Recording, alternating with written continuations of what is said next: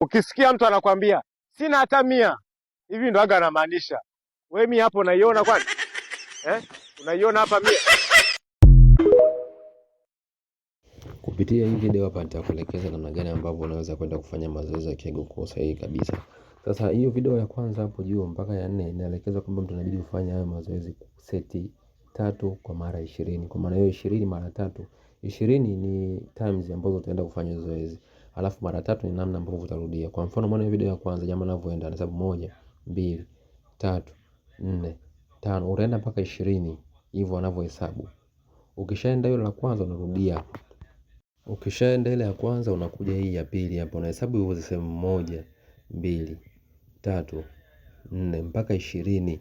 Unakuja zoezi la 3 ili huko unahesabu mpaka 20 mpaka zoezi la 4 mara 20. Ukimaliza hapo raundi ya kwanza unarudia raundi ya pili mpaka zifike zikamilike 3. Kwa hiyo hapo nahisi utakuwa umenipata kabisa na umeelewa. Kwa hiyo unakuwa unaenda mara 20 unarudia mara 3 kila zoezi ili kukamilisha mzunguko wa 60 kila zoezi.